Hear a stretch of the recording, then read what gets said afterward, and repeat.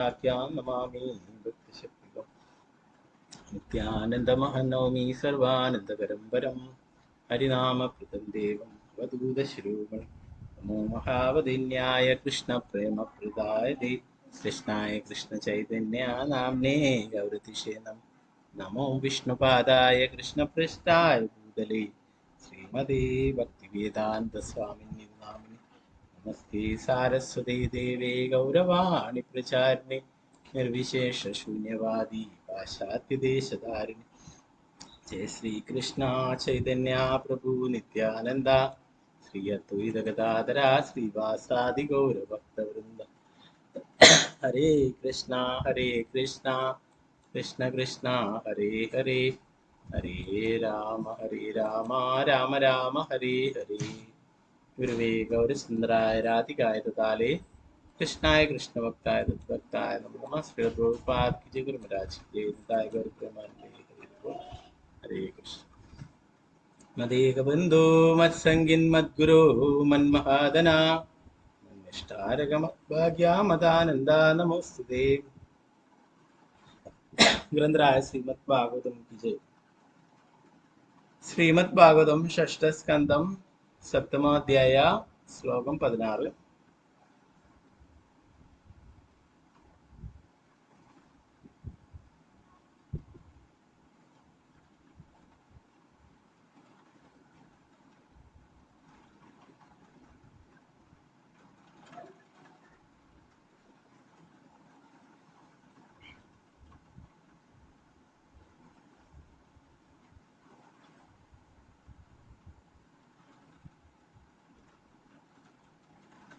ഇന്നലെ നമ്മൾ അവസാനമായിട്ട് നോക്കിയിട്ടുണ്ടായിരുന്നത് ദേവേന്ദ്രൻ പറയുന്നത് ഞാനിപ്പോൾ ആ ബൃഹസ്പതിയെ പോയിട്ട് നമസ്കരിക്കുകയും ചെയ്ത തെറ്റുകൾക്കൊക്കെ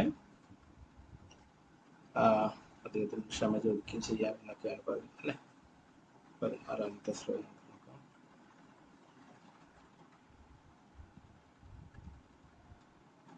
കാണാലോ സ്ക്രീൻ അല്ലേ? ഹരേ കൃഷ്ണ. കാണാം പ്രഭുജി. ഹരേ കൃഷ്ണ.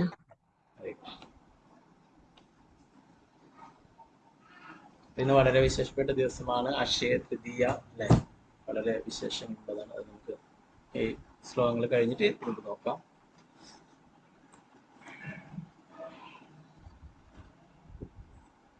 ഓം നമോ ഭഗവതേ വാസുദേവായ ഏവം ചിന്തയതസ്തസ്യ മഗോ നോ ഭഗവാൻ ഗൃഹാത് ബൃഹസ്പതിർഗതോ അദൃഷ്ടാം ഗതിമധ്യാത്മമായയാ. एवं चिन्तयतस्तस्य मको नो भगवान् गृहात् बृहस्पतिर्गतो अदृष्टां गतिमध्यात्ममायया.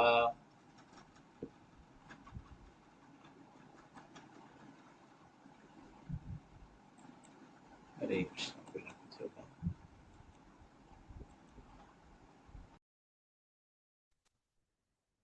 ओम नमो भगवते वासुदेवाय. ओम नमो भगवते वासुदेवाय. एवं चिन्तयतस्तस्य मको नो भगवान् गृहात् एवं चिन्तयतस्तस्य नो भगवान् गृहात् बृहस्पतिर्गतो अदृष्टां गतिमध्यात्ममायया. बृहस्पतिर्गतो अदृष्टाममायया. एवं चिन्तयतस्तस्य मको नो भगवान् गृहात्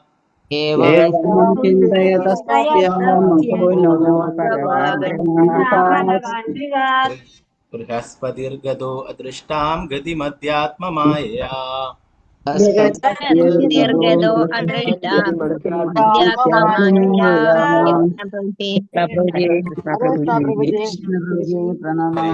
हरे कृष्ण. ഒരാളെ ചെടികളോ അംബിക हरे कृष्ण प्रभुजी. हरे कृष्ण. ओम नमो भगवते वासुदेवाय. एवं चिन्तयतस्तस्य मखो नो भगवान् गृहात् बृहस्पतिर्गतो अदृष्टां गतिमध्यात्ममायया. हरे कृष्ण प्रभुजी. हरे कृष्ण. വിജയനാണ് മാതാജി. हरे कृष्णा प्रभु जी, हरे कृष्णा। ओम नमो भगवते वासुदेवाय। एवं चिन्तयतस्तस्य महो भगवान् गृहात् बृहस्पतिर्गतो अदृष्टां गतिमध्यात्म मायया। हरे कृष्णा प्रभु जी। हरे कृष्णा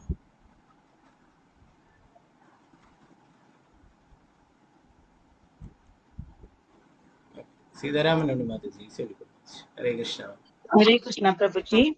चलिए ओम नमो भगवते वासुदेवाय। एवं चिन्तय तत्तस्य मघोनो भगवान् गृहात् बृहस्पतिर्गतो अदृष्टां गतिमध्यात्म मायया। हरे कृष्ण प्रभु जी। हरे कृष्णा रामचंद्र प्रभु हरे कृष्णा प्रभु हरे प्रभु जी। हरे ओम नमो भगवते वासुदेवाय। एवं चिन्तयस्तस्य मघो नो भगवान् गृहात् बृहस्पतिर्गतो अदृष्टां यदि मध्यात्ममायया। हरे प्रभु जी। कृष्णा पंकजाक्षी माताजी चलिए माताजी हरे कृष्ण प्रभु जी प्रणाम। प्रणाम जी ओम नमो भगवते वासुदेवाय। एवं चिन्तयतस्तस्य मघो नो भगवान् गृहात् बृहस्पतिर्गतो अदृष्टा गतिमध्यात्ममायया। हरे कृष्ण प्रभु जी। हरे कृष्णा पद्मकुमारी माताजी हरे कृष्णा प्रभु जी। हरे ओम कृष्णा नमो भगवते वासुदेवाय। एवं चिन्तयतस्तस्य मघो भगवान् गृहात् बृहस्पतिर्गतो अदृष्टां गतिमध्यात्म मायया। हरे कृष्णा प्रभु। हरे कृष्णा शारदा शिवपासना देवदास माताजी चलिए हरे कृष्ण प्रभु जी। हरे कृष्णा ओम नमो भगवते वासुदेवाय। एवं चिन्तयतस्तस्य मघवनो भगवान् गृहात् बृहस्पतिर्गतो अदृष्टां गतिमध्यात्म मायया। हरे कृष्ण। हरे कृष्णा सिंधु सिक्का माताजी चलिए हरे कृष्ण प्रभु जी। हरे ओम नमो भगवते वासुदेवाय। एवं चिन्तयतस्तस्य मघोनो भगवान् गृहात् बृहस्पतिर्गतो अदृष्टां गतिमध्यात्म मायया। हरे कृष्ण प्रभु जी। हरे कृष्णा वत्सलाम माताजी हरे कृष्णा प्रभु जी। हरे ओम कृष्णा नमो भगवते वासुदेवाय। एवं चिन्तयस्तस्य मघो नो भगवान् गृहात् बृहस्पतिर्गतो दृष्टां गतिम् अध्यात्म मायया। हरे कृष्णा प्रभु जी। हरे कृष्णा सावित्री बसुदेव हरे कृष्ण प्रभु जी प्रणाम प्रभु जी। वैष्णव ओम नमो भगवते वासुदेवाय। एवं चिन्तयतस्तस्य मघो नो भगवान् गृहात् बृहस्पतिर्गतो अदृष्टां गतिमध्यात्म मायया। हरे कृष्ण प्रभु जी। हरे कृष्णा निर्मला माताजी चलिए हरे कृष्ण हरे प्रभु जी। हरे कृष्णा ओम नमो भगवते वासुदेवाय। एवं चिन्तयतस्तस्य मघो नो भगवान् गृहात् बृहस्पतिर्गतो अदृष्टां गतिमध्यात्ममायया। हरे कृष्ण प्रभु जी। हरे कृष्णा रत्ना शशि माताजी चलिए हरे कृष्ण प्रभु जी। ओम हरे नमो भगवते वासुदेवाय। एवं चिन्तयतस्तस्य मघो नो भगवान् गृहात् बृहस्पतिर्गतो अदृष्टां गतिमध्यात्ममाये। हरे कृष्ण प्रभु जी प्रणाम। हरे कृष्णा शारदा जी नमोदर माताजी हरे कृष्णा माताजी हरे कृष्ण प्रभु जी। हरे कृष्णा चलिए ओम नमो भगवते वासुदेवाय। एवं चिन्तयतस्तस्य मघो नो भगवान् गृहात् बृहस्पतिर्गतो दृष्टां बुद्धिमध्यात्म मायया। हरे कृष्ण प्रभु जी। हरे कृष्णा तंगमणि माताजी चलिए हरे कृष्णा हरे कृष्णा प्रभु जी। चलिए ओम नमो भगवते वासुदेवाय। एवं चिन्तयतस्तस्य मको नो भगवान् गृहात् बृहस्पतिर्गतो अदृष्टां गतिमध्यात्म मायया। हरे कृष्णा।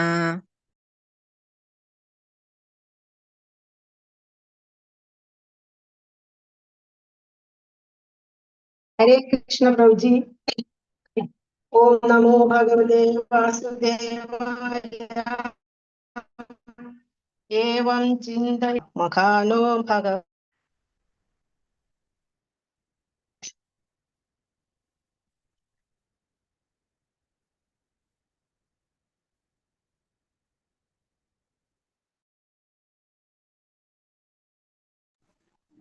हरे कृष्णा प्रभु जी। ओम नमो भगवते वासुदेवाय। एवं चिन्तयतस्तस्य मघोनो भगवान् गृहात् बृहस्पतिर्गतो अदृष्टा गतिमध्यात्ममायया। हरे कृष्णा। हरे कृष्ण माताजी।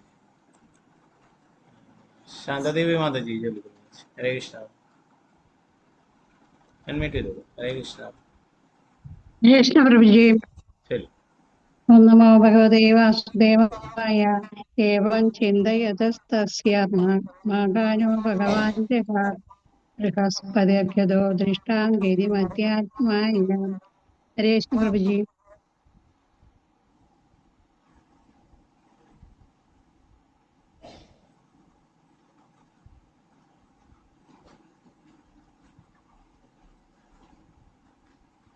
हरे कृष्ण।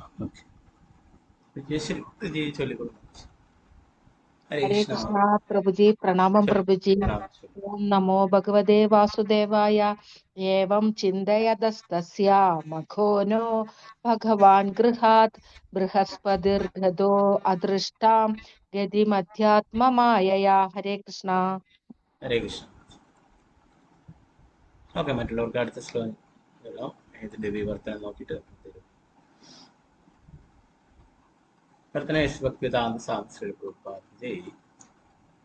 ഇന്ദ്രൻ അദ്ദേഹത്തിന്റെ സ്വന്തം സഭയിൽ ഈ വിധം ചിന്തിച്ച് പശ്ചാത്തലിച്ചുകൊണ്ടിരിക്കുമ്പോൾ ഏറ്റവും ശക്തനായ ആധ്യാത്മിക ഗുരു ബൃഹസ്പതി അദ്ദേഹത്തിന്റെ മനോനില മനസ്സിലാക്കി.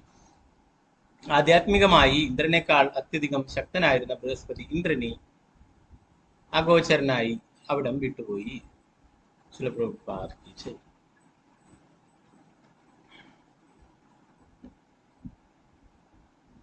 17ാമത്തെ ശ്ലോകം.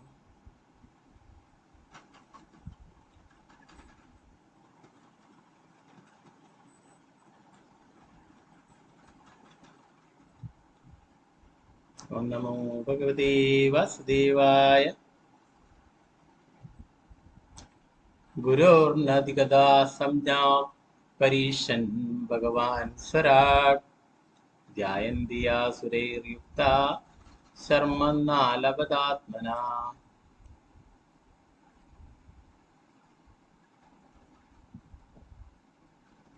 ഗുരോർനാധിഗതാ സംജ്ഞാം പരീശൻ ഭഗവാൻ സ്വരാട് ധ്യായന്തി യാസുരൈർയുക്താ ശർമ്മന്നാ അലപദാത്മനാ.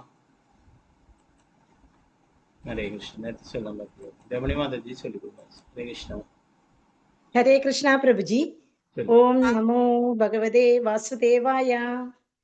गुरोर्नाधिगता सज्ञां परीक्षन् भगवन् स्वराट् ध्यायन् धिया सुरयुक्ता शर्मनालवदात्मनः. हरे कृष्णा प्रभु जी। हरे कृष्ण. स्वर्णप्रभा माताजी चलिए. हरे कृष्ण. हरे कृष्ण प्रभु जी। चलिए. ओम नमो भगवते वासुदेवाय। गुरोर्नाधिगतः संज्ञां परीक्षन् भगवान् स्वराट् ध्यायन् धिया सुरैर्युक्ता शर्म न अलभतात्मनः. कृष्ण प्रभु जी। हरे कृष्ण. वसंत माताजी चलिए. हरे कृष्ण. हरे कृष्ण प्रभु जी। चलिए. ओम नमो भगवते वासुदेवाय। गुरोर्नाधिगता संज्ञां परीक्षन् भगवान् स्वराट् ध्यायन् धिया सुरैर्युक्तः शर्मनालभयावदात्मनः. हरे कृष्ण प्रभु। हरे कृष्ण. वत्सला गोपालन माताजी चलिए. हरे कृष्णा प्रभु जी। हरे कृष्ण. ओम नमो भगवते वासुदेवाय। गुरोर्नाधिगतः संज्ञां परीक्षन् भगवान् स्वराट् ध्यायन् धिया सुरैर्युक्ता शर्मनालपदात्मनः. हरे कृष्णा प्रभु जी। हरे कृष्ण. गीतासी माताजी चलिए. हरे कृष्णा प्रभु जी। हरे कृष्ण. ओम नमो भगवते वासुदेवाय। गुरोर्नाधिगतसंज्ञां परीक्षन् भगवान् स्वराट् ध्यायन् धिया स्वरैर्युक्ता शर्मनालभदात्मनः. हरे कृष्णा प्रभु जी। हरे कृष्ण. हरे कृष्ण. ഇതാരായിരുന്നു? സുമിത്ര ശാന്തിപ്രദ മാതാജി ചൊല്ലിക്കൊള്ളു. ഹരേ കൃഷ്ണ. हरे कृष्ण। ओम नमो भगवते वासुदेवाय। ഗുരുർനാനാദിസംജ്ഞാം പരീക്ഷയൻ ഭഗവാൻ സ്വരാൻ ധ്യായന്തി യാസുരേര്യുക്ത ധർമ്മനാലാഭതാത്മനഃ. ഹരേ കൃഷ്ണ പ്രഭു. ഹരേ കൃഷ്ണ. അനിതകുമാരി മാതാജി ചോദിക്കുന്നു. ഹരേ കൃഷ്ണ പ്രഭുജി. ഹരേ കൃഷ്ണ. ഓം നമോ ഭഗവതേ വാസുദേവായ.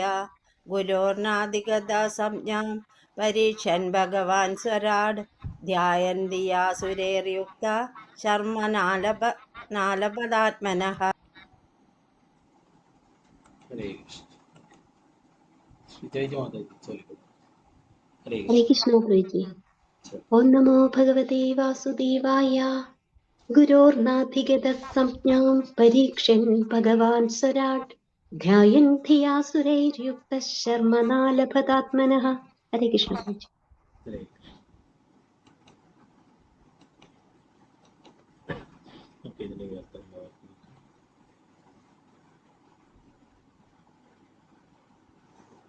ഇന്ദ്രൻ മറ്റു ദേവന്മാരുടെ സഹായികൾക്കൊപ്പം ഊർജ്ജസ്വലതയോടെ ചുറ്റിനും അന്വേഷിച്ചെങ്കിലും ബൃഹസ്പതിയെ കണ്ടെത്താൻ കഴിഞ്ഞില്ല.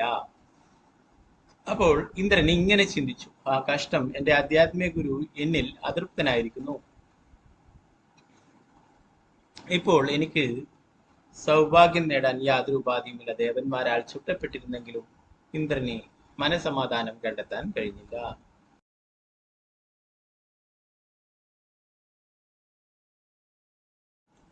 പ്രഭുപാദ് കി ജയ്. 18ാമത്തെ ശ്ലോകം. ഓം നമോ ഭഗവതേ വാസുദേവായ. തശ്രുത്വൈവാസുരാ സർവാ ആശ്രിതൗഷനസമ്മതം ദേവാൻ പ്രത്യുദ്യമം ചക്രുർദുർമദ ആദദായിനഃ. തശ്രുത്വൈവാസുരഃ സർവാ ആശ്രിതൗഷനസമ്മതം ദേവാൻ പ്രത്യുദ്യമം ചക്രുർദുർമദ ആദദായിനഃ. ദേവേന്ദ്രന്റെ പരിതാപകരമായ അവസ്ഥ ശ്രവിച്ച അസുരന്മാർ അവരുടെ ഗുരുവായ ശുക്രാചാര്യന്റെ ഉപദേശപ്രകാരം സർവായുധ സജ്ജരായി ദേവന്മാർക്കെതിരെ യുദ്ധം പ്രഖ്യാപിച്ചു. 19ാമത്തെ ശ്ലോകം. സർവൈ സൃഷ്ടേഷു വിസ്തീഷണൈർ നിർഭിന്നാം ഗോരുബാഹവഃ ബ്രഹ്മാണം ശരണം ജഗ്മോ സഹേന്ദ്ര നതഗന്ധരഃ. തർവിസൃഷ്ടേഷു വിസ്തീഷ്ണൈർ നിർഭിന്നാം ഗോരുബാഹവഃ ബ്രഹ്മാണം ശരണം ജഗ്മോ സഹേന്ദ്ര നതഗന്ധരഃ.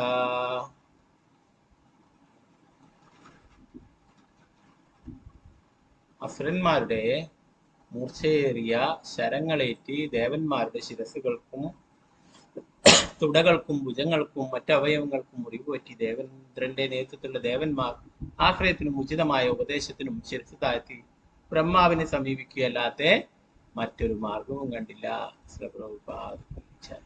20ാമത്തെ ശ്ലോകം. ഓം നമോ ഭഗവതേ വാസുദേവായ.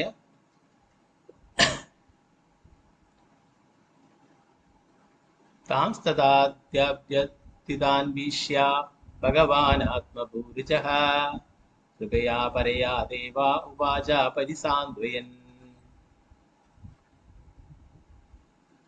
താംസ്തദാഭ്യതിതാൻ വീക്ഷ്യ ഭഗവാൻ ആത്മഭൂരിജഃ കൃപയാ പരയാ ദേവാ ഉവാച പരിസാന്ത്വയൻ. അസുരന്മാരുടെ അസ്ത്രങ്ങളാൽ ദേഹമാസകലം ഗുരുതരമായി മുറിവേറ്റ ദേവന്മാർ അതിശക്തനായ ബ്രഹ്മദേവനെ സമീപിച്ചപ്പോൾ തന്റെ അഹൈതുകമായ കാരുണ്യത്താൽ അവരെ സാന്ത്വനിപ്പിച്ച ശേഷം അദ്ദേഹം അവരോട് താഴെ പറയും പോലെ സംസാരിച്ചു.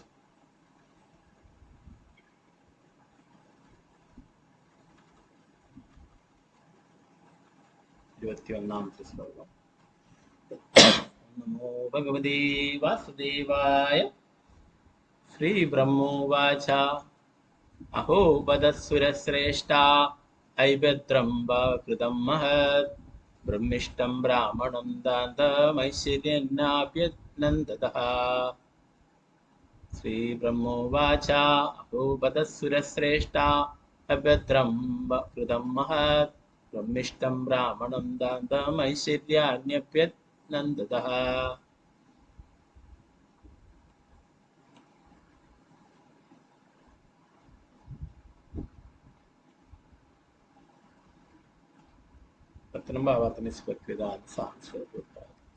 ബ്രഹ്മദേവൻ പറഞ്ഞു, ദേവശ്രേഷ്ഠരെ, ദേവസഭയിലേക്ക് ആഗതനായ ബൃഹസ്പതി യഥോചിതം സ്വീകരിക്കുന്നതിൽ നിങ്ങളുടെ ഭൗതിക ഐശ്വര്യത്തിന്റെ മതാന്തത മൂലം നിങ്ങൾ പരാജയപ്പെട്ടു. അദ്ദേഹം പരബ്രഹ്മത്തെ അറിയുന്നവനും പൂർണ്ണമായ ഇന്ദ്രിയ സംയമനം ഉള്ളവനുമാകിയാൽ ബ്രാഹ്മണരിൽ ശ്രേഷ്ഠനാണ്. ആയതിനാൽ നിങ്ങൾ അദ്ദേഹത്തിനോട് അപമര്യാദയായി പെരുമാറിയത് വളരെ ആശ്ചര്യകരമായിരിക്കുന്നു. ഭക്തിവേദാന്ത സ്വാമി ശ്രീല പ്രഭുപാദ ജയ്. ദേവന്മാരുടെ ആധ്യാത്മിക ഗുരുവായ ബൃഹസ്പതി പരബ്രഹ്മത്തെ അറിയുന്നവനാകിയാൽ ബ്രഹ്മദേവൻ അദ്ദേഹത്തെ ബ്രാഹ്മണീയ യോഗ്യതകളുള്ളവനായി അംഗീകരിച്ചു. ബൃഹസ്പതിക്ക് തന്റെ മനസ്സിലും ഇന്ദ്രിയങ്ങളിലും അത്യന്തം നിയന്ത്രണം ഉണ്ടായിരുന്നതിനാൽ അദ്ദേഹം വളരെ യോഗ്യനായ ബ്രാഹ്മണനായിരുന്നു. അവരുടെ ഗുരുവായിരുന്ന ഈ ബ്രാഹ്മണനെ ഉചിതമായി ബഹുമാനിക്കാതിരിക്കുന്നതിന് ബ്രഹ്മദേവൻ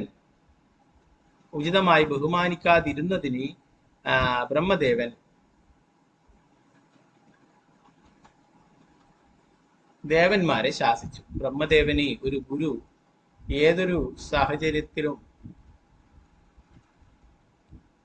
അനാദരിക്കപ്പെടരുതെന്ന തോന്നൽ ദേവന്മാരിൽ ഉളവാക്കണമായിരുന്നു. ബൃഹസ്പതി ദേവന്മാരുടെ സഭയിൽ പ്രവേശിച്ചപ്പോൾ ദേവന്മാരും അവരുടെ രാജാവായ ഇന്ദ്രനും അദ്ദേഹം അവർക്ക് അവകാശപ്പെട്ടയാളാണെന്ന് കരുതി അദ്ദേഹം നിത്യവും വരുന്നതിനാൽ പ്രത്യേകം ബഹുമാനിക്കേണ്ടതില്ലെന്ന് അവർക്ക് തോന്നി.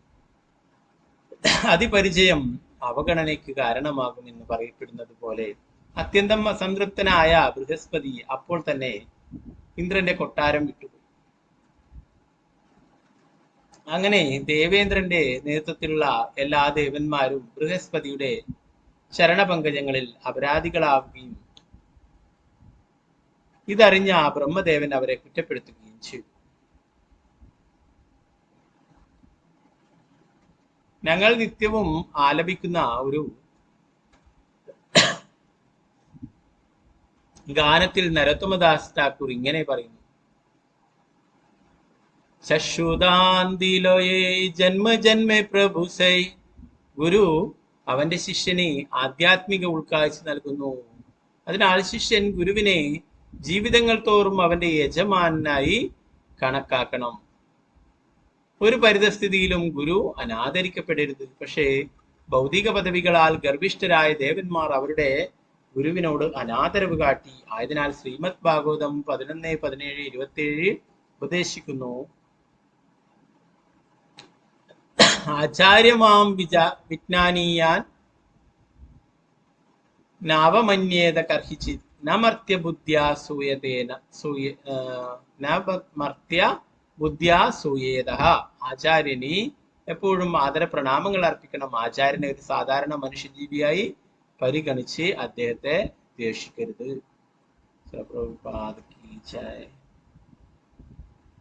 നാരായണ നമസ്കൃത്യ നരം ചൈവ നരോത്തമം ദേവീം സരസ്വതീം വ്യാസം തതോ ജയമുദ്രീ. നഷ്ടപ്രായേഷു ഭദ്രേഷു നിത്യം ഭാഗവത സേവയാ ഭഗവതി ഉത്തമസ്തുഭേ ഭക്തിർഭവതി നൈഷ്ഠി. മൂകം കരോതി വാചാലം പങ്കും ലംഘയതേ ഗിരിം.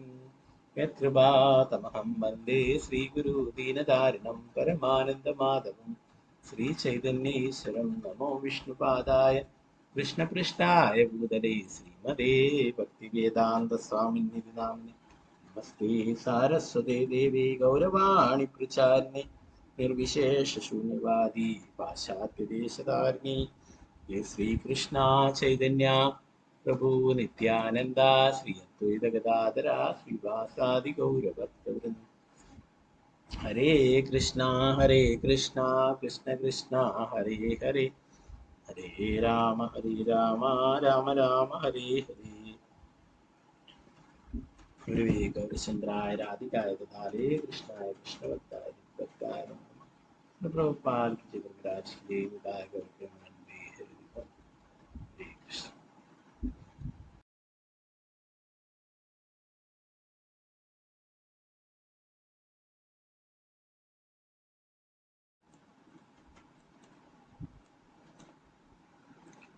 ഇപ്പോ ഇന്ദ്രൻ പശ്ചാത്തപിച്ചുകൊണ്ട് അവിടെ എത്തുന്നതിന് മുന്നേ തന്നെ അവിടെ നിന്നും ബൃഹസ്പതി പോയിരുന്നു എന്നാണ് പറയുന്നത് അല്ലെ. ഇന്ദ്രൻ അദ്ദേഹത്തിന്റെ സ്വന്തം സഭയിൽ ഈ വിധം ചിന്തിച്ച് പശ്ചാത്തപിച്ചുകൊണ്ടിരുന്നപ്പോൾ ഏറ്റവും ശക്തനായ ആധ്യാത്മിക ഒരു ബൃഹസ്പതി അദ്ദേഹത്തിന്റെ മനോനില മനസ്സിലാക്കി ആധ്യാത്മികമായി ഇന്ദ്രനേക്കാൾ അത്യധികം ശക്തനായിരുന്ന ബൃഹസ്പതി ഇന്ദ്രനെ അഗോചരനായി അവിടെ വിട്ടു. ഇന്ദ്രൻ ഇങ്ങനെ ചിന്തിച്ച് പശ്ചാത്തപിച്ചിട്ട് ഗുരുവിനെ കാണുകയും പ്രണമിക്കുകയൊക്കെ ചെയ്യാം എന്ന് വിചാരിച്ചു. എങ്കിൽ ഇതറിയുന്ന ഗുരു അവിടെ നിന്നും അപ്രത്യക്ഷനായി എന്നാണ് പറയുന്നത്.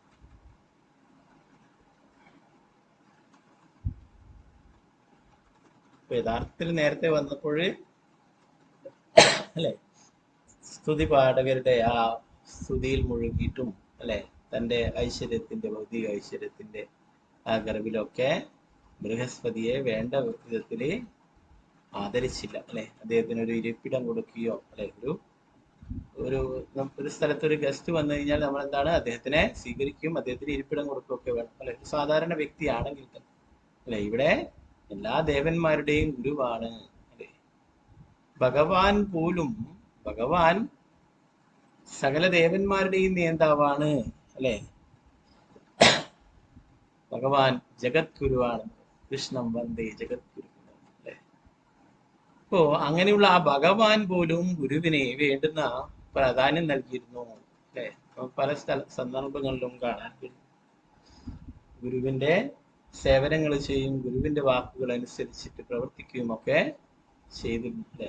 ശ്രീകൃഷ്ണ ഭഗവാനായാലും നമുക്കറിയാം സാന്ദീപനി മുനിയുടെ ആശ്രമത്തിൽ പോയിട്ട് അല്ലെ ഗുരുവിന്റെ നിർദ്ദേശങ്ങൾ അനുസരിച്ച് പ്രവർത്തിക്കുകയുണ്ടായി. ഇതിനേറെ ഗുരുവിന്റെ പത്നി പറഞ്ഞ പ്രകാരം കാട്ടിൽ പോയിട്ട് വിറക് ശേഖരിക്കാൻ വരെ ഭഗവാൻ പോവുകയുണ്ടായി അല്ലെ. അപ്പോ ഗുരു എന്ന് പറയുന്നത് അത്രയും വളരെ പ്രധാനപ്പെട്ട സ്ഥാനമാണെന്ന്, എല്ലാവർക്കും ഉപദേശം നൽകാൻ പര്യാപ്തനായിട്ടുള്ള വ്യക്തിയാണ് എന്നുള്ളത് ഭഗവാൻ തന്നെ കാണിച്ചു. സാക്ഷാൽ ഭഗവാൻ തന്നെ ശ്രീ ചൈതന്യ മഹാപ്രഭുവായിട്ട് വന്നു. അപ്പോഴും അദ്ദേഹം ആ മാധവേന്ദ്രപുരിയുടെ ശിഷ്യനായിട്ടുള്ള ഈശ്വരപുരിയിൽ നിന്നും ദീക്ഷ സ്വീകരിക്കുകയും അദ്ദേഹത്തിന്റെ ഉപദേശങ്ങൾ സ്വീകരിക്കുകയും ചെയ്തു.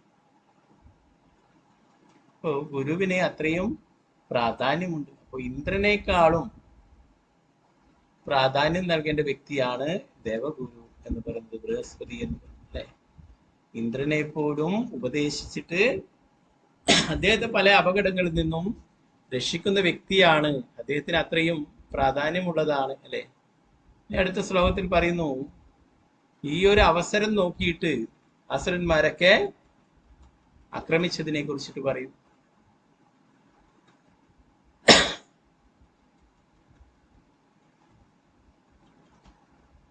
പതിനെട്ടാമത്തെ ശ്ലോകത്തിൽ പറയും. 17ാമത്തെ ശ്ലോകത്തിൽ പറയുന്നത്, ഇന്ദ്രൻ മറ്റു ദേവന്മാരുടെ സഹായികൾക്കൊപ്പം ഊർജ്ജസ്വലതയോടെ ചുറ്റിലും അന്വേഷിച്ചെങ്കിലും ബൃഹസ്പതിയെ കണ്ടെത്താൻ കഴിഞ്ഞില്ല. അപ്പോൾ ഇന്ദ്രൻ ഇങ്ങനെ ചിന്തിച്ചു, ഹാ കഷ്ടം, എന്റെ ആധ്യാത്മിക ഗുരു എന്നിൽ അസംതൃപ്തനായിരിക്കുന്നു. ഇപ്പോൾ എനിക്ക് സൗഭാഗ്യം നേടാൻ യാതൊരു ഉപാധിയുമില്ല. ദേവന്മാരാൽ ചുറ്റപ്പെട്ടിരുന്നെങ്കിലും ഇന്ദ്രന് മനസ്സമാധാനം കണ്ടെത്താൻ കഴിഞ്ഞില്ല. അപ്പൊ നേരത്തെ എല്ലാ ദേവന്മാരും ഉണ്ടായിരുന്നു, ഗന്ധർവന്മാരും അപ്സരസുകളൊക്കെ അല്ലെ ആ സഭയിൽ ഉണ്ടായിരുന്നു. അവരൊക്കെ സ്തുതി പാടുകയും നൃത്തം വയ്ക്കുകയും കീർത്തനങ്ങൾ ആലപിക്കുകയും ഒക്കെ ചെയ്തു. അതിൽ ഇന്ദ്രൻ സന്തോഷിച്ചിരുന്നു അല്ലെ. നേരത്തെ ഉള്ളവരൊക്കെ ഇപ്പോഴും ഇന്ദ്രന്റെ കൂടെയുണ്ട്, എന്നാൽ നേരത്തെയുള്ള ആ സന്തോഷം കിട്ടുന്നില്ല അല്ലെ. എന്താണ്, ഒരു വലിയൊരു അപരാധം ചെയ്തു അല്ലെ. ഗുരു അപരാധം. ഗുരു വൈഷ്ണവനാണ്, ബ്രാഹ്മണനാണ് അല്ലെ. അങ്ങനെയുള്ള ഒരു വ്യക്തിയോട് അപരാധം ചെയ്തിരിക്കുന്നു.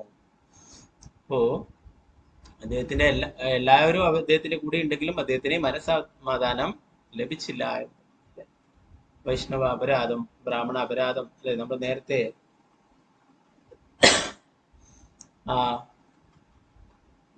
ജഡഭരതന്റെ ആ ഒരു ലീലയിലൊക്കെ നമ്മൾ പഠിക്കുകയുണ്ടായി അല്ലെ. ജഡഭരതനോട് രഘുഗണ രാജാവ് പറയുന്നുണ്ട് അല്ലെ, എനിക്ക് ഈ ലോകത്തിലെ ഏറ്റവും ശക്തിശാലികളായിട്ടുള്ള ആ ത്രിശൂലധാരിയായിട്ടുള്ള മഹാദേവനെയോ അല്ലെങ്കിൽ ഈ സാക്ഷാൽ യമരാജനെയോ മറ്റുള്ള ഇന്ദ്രനെയോ അല്ലെ സൂര്യദേവനെയോ സൂര്യദേവന്റെ കഠിനമായിട്ടുള്ള ആ താപത്തെയോ അല്ലെങ്കിൽ അങ്ങനെ എന്താ പറയാ വായുദേവന് ആരും തന്നെ ഈ ലോകത്തിൽ ആരെയും തന്നെ ഭയമില്ല. എനിക്ക് ഒരേ ഒരു ഭയം മാത്രമേ ഉള്ളൂ, ബ്രാഹ്മണരോട് അപരാധം ചെയ്യുന്നത്, വൈഷ്ണവരോട് അപരാധം ചെയ്യുന്നത്. അതാണ് എന്നെ കൂടുതൽ ഭയപ്പെടുത്തുന്നത് എന്ന് രഘുഗുണ രാജാവ് പറയുന്നു അല്ലെ. ജഡഭരതനോട് പറയുന്ന ഒരു ഭാഗങ്ങളുണ്ട്. ആ അധ്യായത്തിലെ അവസാന ഭാഗങ്ങളിലൊക്കെ നമ്മൾ പഠിക്കുന്നുണ്ട് അല്ലെ. ഈ ലോകത്തിലെ ഏറ്റവും വലിയ ഭയം എനിക്ക് അതാണ്, വൈഷ്ണവ അപരാധം, ബ്രാഹ്മണ അപരാധങ്ങൾ ചെയ്യുന്നത്. എന്താണ് അത് സർവനാശത്തിലേക്ക് നയിക്കും എന്ന് പറയുകയുണ്ടായി. അങ്ങനെ ജഡഭരതനോട് മാപ്പ് പറയുന്നു ഒരു ഗുണരാജാവ് അല്ലെ.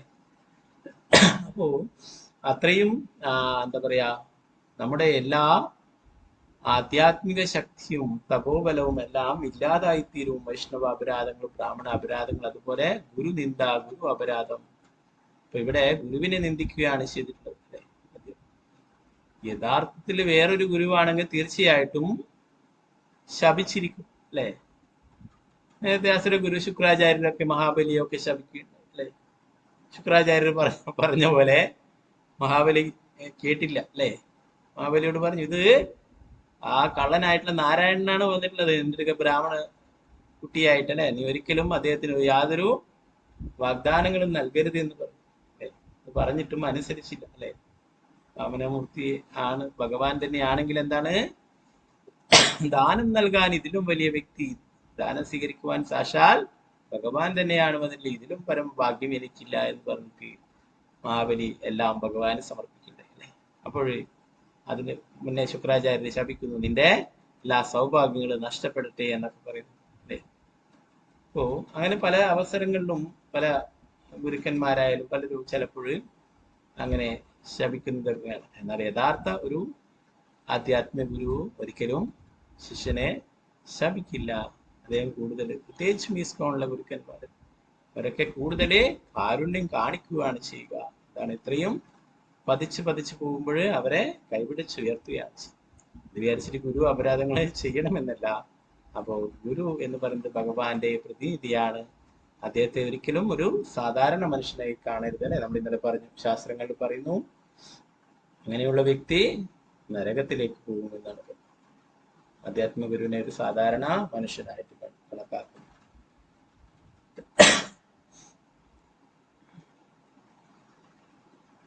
18ാമത്തെ ശ്ലോകത്തിൽ പറയുന്നത്,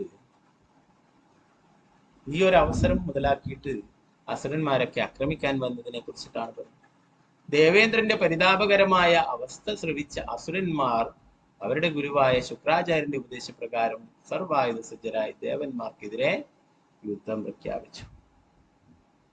അവര് ചാൻസ് കിട്ടാനായിട്ട് കാത്തു നിൽക്കുന്നതാണ് അല്ലെ.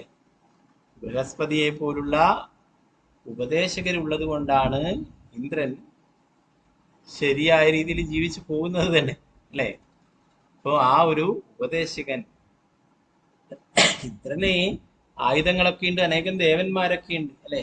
എന്നാൽ ഏത് സമയത്ത് ഏത് രീതിയിൽ പെരുമാറണം, ഏത് സമയത്ത് എങ്ങനെയൊക്കെ പ്രതികരിക്കണം, ഇതൊക്കെ പറഞ്ഞു കൊടുക്കുന്നത് ആരാണ്? ബൃഹസ്പതിയാണ് അല്ലെ. നമ്മുടെ ഈ ഭൗതിക ലോകത്തിലായാലും കാണാം, ചിലപ്പോൾ ആ രാജ്യത്തിന്റെ ഒക്കെ ഉപദേഷ്ടാവൊക്കെ ഉണ്ടാവും അല്ലെ. ഇന്ത്യയുടെ ഒക്കെ ഉപദേഷ്ടാവ്, അദ്ദേഹമൊക്കെ അത്രയും ബുദ്ധിശാലിയായിരിക്കും, തന്ത്രശാലിയായിരിക്കും അല്ലെ. അദ്ദേഹം ഓരോ കാര്യങ്ങളും സീക്രട്ടായിട്ട് എല്ലാം പഠിച്ചിട്ട് ഇന്ന കാര്യങ്ങളൊക്കെ ചെയ്യണം എന്ന് പറഞ്ഞിട്ട് ഭരണാധികാരികൾക്ക് നിർദ്ദേശം നൽകി ഇതൊക്കെ ചെയ്യുന്നത്. അപ്പൊ അവരുടെ ബുദ്ധി അങ്ങനെ പ്രവർത്തിച്ചുകൊണ്ടാണ് അങ്ങനെ ശരിയായ രീതിയിൽ തക്ക അവസരങ്ങളിൽ പല കാര്യങ്ങളും ചെയ്യാനായിട്ട് സാധിക്കും. അപ്പൊ ഓരോരോ പല രാജ്യങ്ങളുടെ നോക്കിയാലും അവരുടെയൊക്കെ ബുദ്ധിയാണ് വളരെ പ്രധാനം. അപ്പൊ ഒരു തമാശ രൂപത്തിൽ ഇപ്പോൾ പറയുകയുണ്ടായി, ഈ രാജ്യങ്ങൾ തമ്മിൽ യുദ്ധങ്ങൾ നടക്കും. അമേരിക്ക എത്രയോ കോടിക്കണക്കിന് ഡോളറുകളുടെ ആയുധങ്ങൾ ഉപയോഗിച്ചിട്ടാണ് ഇറാനെയൊക്കെ തകർക്കാനായിട്ട് ശ്രമിച്ചത് എന്ന് പറഞ്ഞു. അത്രയും കോടിക്കണക്കിന് രൂപയല്ല, കോടിക്കണക്കിന് ഡോളറുകൾ ചെലവാക്കിയിട്ടാണ് വലിയ വലിയ ആയുധങ്ങളൊക്കെ നിർമ്മിച്ചിട്ട് ഇതിനെയൊക്കെ ഇറാനെയൊക്കെ ഇല്ലാതാക്കാനായിട്ട്.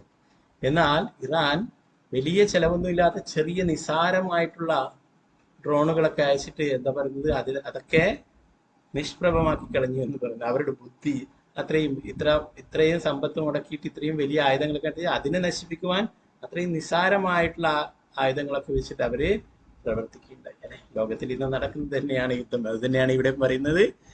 ആ ഒരു അല്ലെ, അതിനാണ് ഭരണാധികാരികളൊക്കെ ചില ആൾക്കാരൊക്കെ ഇല്ലാതാക്കുന്നത്. അവരില്ലാതായി കഴിഞ്ഞാൽ ആ രാജ്യം പിടിച്ചെടുക്കാം, അവരെ കയ്യിലെടുക്കാം എന്നൊക്കെ അങ്ങനെ വേറെ ഭരണാധികാരി വരുന്നു അല്ലെ, വേറെ ഭരണാധികാരികൾ. അപ്പൊ ഇതിങ്ങനെ തുടർന്നുകൊണ്ടേയിരിക്കും അല്ലെ. അതാണ് പ്രഭുപാദർ പറഞ്ഞത്.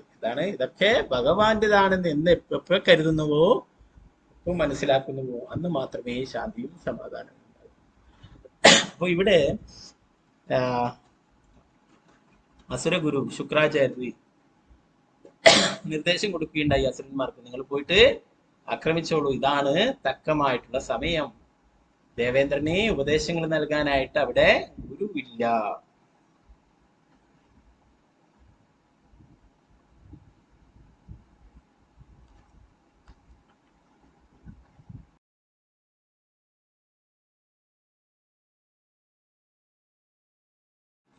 ഇപ്പോൾ നമ്മുടെ ആധ്യാത്മിക ജീവിതത്തിലായാലും ഗുരുവിന്റെ സ്ഥാനം വളരെ പ്രധാനപ്പെട്ടതാണ്. യഥാർത്ഥത്തിൽ ഗുരുവാണ് ഇതൊക്കെ ചെയ്യുന്നത്. നമ്മൾ പല കാര്യങ്ങളും ചെയ്തിട്ട് നമ്മൾ വീമ്പ് പറയും, ഞാൻ അത് ചെയ്തു, ഞാൻ ഇത് ചെയ്തു, ഞാൻ ഇന്ന പോലെ ചെയ്തു, ഞാൻ ഇങ്ങനെയാക്കി അങ്ങനെയാക്കി എന്നൊക്കെ പറഞ്ഞ് സാധാരണ പല ആൾക്കാരും പറയും അല്ലെ. എന്നാൽ നമ്മളൊരു നിമിത്തം മാത്രമാണ് അല്ലെ. ഭഗവാൻ അർജുനനോട് പറയുന്നു അല്ലെ, നിമിത്തമാത്രം ഭവസവ്യസാചിന്, നീ ഒരു വെറും നിമിത്തം മാത്രമാണ്, നീ ഒരു ഉപകരണമായിട്ട് ആയുധമായിട്ട് നിന്നേ ഉള്ളൂ എന്ന് പറയും. ഭഗവാനാണ് ഇതൊക്കെ ചെയ്തിട്ടുള്ളത് അല്ലെ. അതുപോലെ ഭഗവാനും ആധ്യാത്മിക ഗുരുവാണ് ഇതൊക്കെ നമ്മളെ എല്ലാ കാര്യങ്ങളിലും സഹായിക്കുന്നത്. നമ്മൾ വെറും എന്താ പറയാ ഉപകരണം മാത്രമാണ് അല്ലെ. നമ്മൾ പല ഉപകരണങ്ങളും പ്രവർത്തിപ്പിക്കും അല്ലെ, എന്തെങ്കിലും ഓരോ കാര്യങ്ങളും ചെയ്യും അല്ലെ. അതിനാണോ ക്രെഡിറ്റ് അല്ലെ, ഉപകരണത്തിനാണോ ക്രെഡിറ്റ് അല്ല അല്ലെ, അത് പ്രവർത്തിപ്പിക്കുന്നവരുടെ കയ്യിലാണ് അതിന്റെ വിജയം അല്ലെ.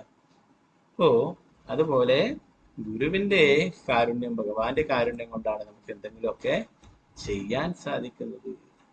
ഗുരുവാണ് യഥാർത്ഥത്തില് എല്ലാം ചെയ്യുന്നത്. നമ്മൾ ഗുരുവിനെ സഹായിക്കുന്നു എന്ന് മാത്രമേ. ഭഗവാന്റെ സേവനങ്ങളായാലും നമ്മൾ ഭഗവാന്റെ ആരതി, ഞാൻ ഭഗവാന്റെ ആരതി ചെയ്തു, ഞാൻ ഭഗവാന് ആ നിവേദ്യങ്ങൾ സമർപ്പിച്ചു, ഇതൊക്കെ യഥാർത്ഥത്തിൽ ആ പരമ്പരയിൽ കൂടി നോക്കുമ്പോൾ നമ്മള് ആ ഗുരുവിനെ, ആധ്യാത്മിക ഗുരുവിനെ സഹായിക്കുകയാണ് ചെയ്യുന്നത് എന്നാ പറയും.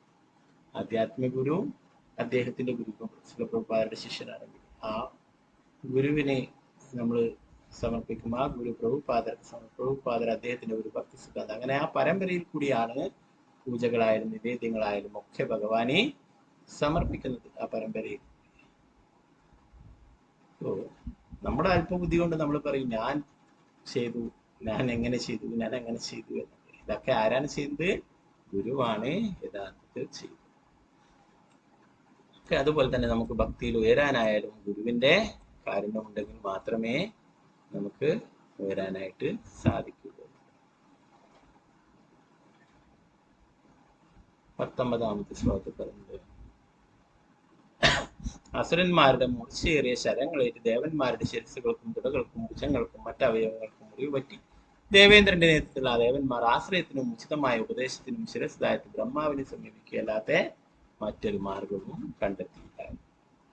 എല്ലാവർക്കും അസുരന്മാരിൽ നിന്നും ആക്രമണങ്ങൾ നേരിടുകയുണ്ടായി. ഇനി വേറെ ആരെയും ശരണം പ്രാപിക്കാനായിട്ട് സാധിക്കില്ല. എന്താണ്? ബ്രഹ്മാവിന്റെ അടുക്കൽ അല്ലെ. ദേവന്മാർക്കൊക്കെ എന്തെങ്കിലും പ്രശ്നങ്ങൾ ഉണ്ടാകുമ്പോൾ ആരെയാണ്?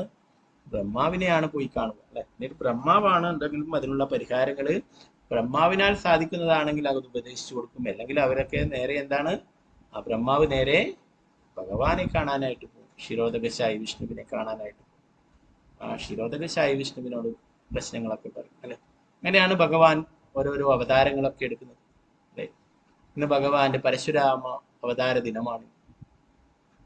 അപ്പോ ഭൂമിയിൽ ഓരോ പ്രശ്നങ്ങൾ, ഈ ലോകത്തിൽ ഓരോ പ്രശ്നങ്ങൾ, ദേവലോകത്തിലായാലും ഭൂമിയിലായാലും അസുരന്മാരെ കൊണ്ടും മറ്റു പ്രശ്നങ്ങളൊക്കെ ഉണ്ടാവുമ്പം നേരെ ബ്രഹ്മാവിന്റെ അടുത്ത് പോയി പറയുകയും ബ്രഹ്മാവ് ഭഗവാന്റെ അടുത്ത് പോവുകയാണ് ചെയ്യുന്നത്. ഇപ്പോഴും അസുരന്മാരുടെ ശല്യം ഉണ്ടായപ്പോൾ ബ്രഹ്മാവിനെ സമീപിക്കുകയുണ്ടായി, ബ്രഹ്മാവിനോട് കാര്യങ്ങളൊക്കെ പറയിച്ചിട്ട്.